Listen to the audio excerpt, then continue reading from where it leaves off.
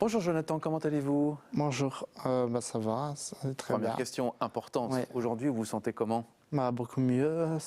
Après, bien sûr, j'ai toujours des soins infirmiers tous les 2 jours. Ouais. J'ai une psychologue à voir voilà, pour que ça va vous mieux aider. psychologiquement. Voilà. Parce que ça laisse, voilà, le harcèlement laisse toujours des traces après de longues années aussi. Alors, on va y revenir. D'abord sur ce téléfilm, Le jour où j'ai brûlé mon cœur. Regardez ces quelques images de ce téléfilm qui a donc été diffusé sur TF1 avec Michael Youn. 6 287 000 téléspectateurs, un véritable carton d'audience. Comment vous avez vécu ça, vous?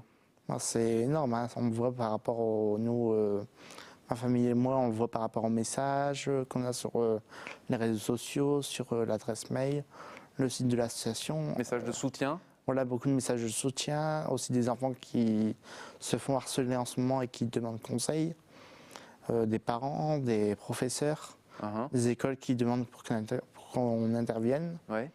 Et Vous attendiez à ça quand vous avez décidé de témoigner? Après, c'est sûr que c'est quand même très gros ce chiffre. Ouais. C'est gros, c'est grand, mais comment dire, moi c'est un peu mon but en fait. Mon but, c'est Partager votre voilà, de expérience. partager mon expérience et sensibiliser le plus de personnes. Vous avez assisté au tournage? Vous êtes allé voir le tournage? Oui, j'ai assisté une journée à Strasbourg. Ouais. C'était super, hein, c'était super. Qu'est-ce que vous avez pensé de ce téléfilm? Franchement, c'est bien. J'ai bien aimé. Voilà, toutes les personnes peuvent se reconnaître dans ce cas-là. Il y a eu le film, puis il y a eu un Voilà, documentaire. puis après il y a derrière. eu le documentaire, ouais. Alors je trouve ça super. Alors, on l'a dit, vous avez envie de témoigner pour raconter votre histoire. Comment vous vivez cette médiatisation? Parce qu'il y a eu certes le téléfilm, mais il y a aussi eu beaucoup d'interviews dans les journaux, à la presse, dans la presse, à la télévision. Comment vous vivez ça? Après les interviews, voilà, la presse, les journaux, tout ça, c'est quelque chose qui me fait, qui m'aide en fait. Comment ça vous aide? Ça m'aide psychologiquement par rapport à où je me dis, voilà, tant que je peux aider les personnes victimes de harcèlement, tant que je peux aider tout le monde, voilà, ça m'aide aussi psychologiquement en fait. Alors vous avez vécu, et vous le racontez dans ce livre, je vous avoue que c'est assez insupportable quand vous racontez le fait que vous vous immolez par le feu. À quel moment vous vous êtes dit, j'en finis avec la vie? C'est le jour où mes racketeurs, c'était le jour de trop en fait, où ils m'ont mis un revolver sur la tempe en me demandant une grosse somme d'argent.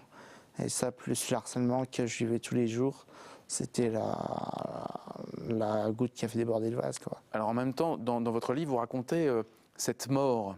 Vous faites un stage même d'ailleurs chez les pompes funèbres pour voir à quoi ressemble la mort. Vous dites finalement un mort, il est mort, il n'a rien à raconter. C'était quelque chose pour vous d'inévitable en fait, cette mort? Pour moi, oui, quand c'est arrivé, j'étais vraiment à bout, quoi. J'étais à bout, j'étais en dépression. Et le harcèlement, c'était vraiment trop fort, quoi. J'en pouvais plus, je ne savais plus vers qui me diriger, vers où aller. Je ne savais pas à qui en parler et tout ce que j'ai trouvé, moi, comme solution, c'est la mort, en fait. Alors vous racontez ce harcèlement, ça commence comment? Vous vous souvenez de la Ça première commence fois? en CM2, à l'âge de 10 ans, quand j'avais 10 ans. Et donc ça a commencé par des petites brimades, des petites insultes. Et puis après, en 6e, c'était de plus en plus fort. C'était les coups de combat dans le dos, une claque dans la tête dès que j'allais chez le coiffeur. Parce que dès que je devais me couper les cheveux, c'est-à-dire pour eux, c'était une claque dans la tête.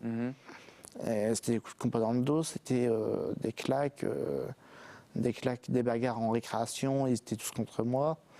C'était de plus en plus fort et ça a été jusqu'aux raquettes. Ce qui est saisissant, c'est que vous changez d'école plusieurs fois, mais ça ne s'arrête pas.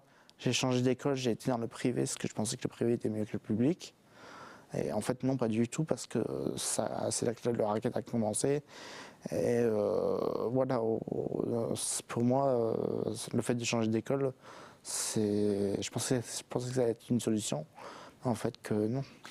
En vous lisant, on voit que vous vous enfermez dans votre silence, en fait. Qu'est-ce qui fait, comment vous l'expliquez, que vous n'ayez pas été chercher de l'aide? J'en ai parlé une fois à un professeur. Et le professeur m'a dit que j'étais en cours de récréation, les élèves me tapaient dessus. Et donc j'étais voir le professeur. Le professeur, voilà, en lui j'attendais une grande aide, j'attendais qu'il rétablisse l'ordre.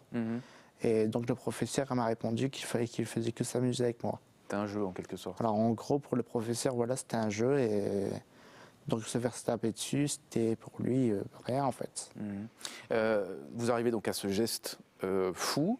Alors c'est marrant parce qu'en même temps en vous lisant, on sent une envie de vivre quand Oui, même voilà. derrière. Oui, bah, le jour où, voilà, où je me suis molé par le feu, j'ai de suite regretté mon geste quand j'ai senti la douleur et quand j'ai senti que je pouvais mourir. De cette là, voilà, j'ai regretté, j'ai pensé à ma famille, j'ai pensé voilà, à tout le monde et je me disais, voilà. Ouais. Vous dites le cœur, je pensais que le cœur allait être atteint tout de suite, non? Voilà, voilà, et non en fait parce que ça fait très mal et les flammes étaient de plus en plus fortes. Et de cette là, je me suis dit, et maintenant, voilà, si les pompiers arrivent, le SAMU arrive pour me sauver, c'est que maintenant il faut le vivre, quoi. Il faut. Avec le recul, quand vous repensez au harcèlement que vous avez subi, est-ce que vous réagiriez différemment aujourd'hui? Oui, aujourd'hui, je réagirais différemment parce que déjà, il y a de plus en plus de choses qui sont mises en place. Par exemple, voilà, il y a la loi pour le harcèlement. Les élèves, les personnes concernées peuvent avoir une peine de prison ou une amende, voilà.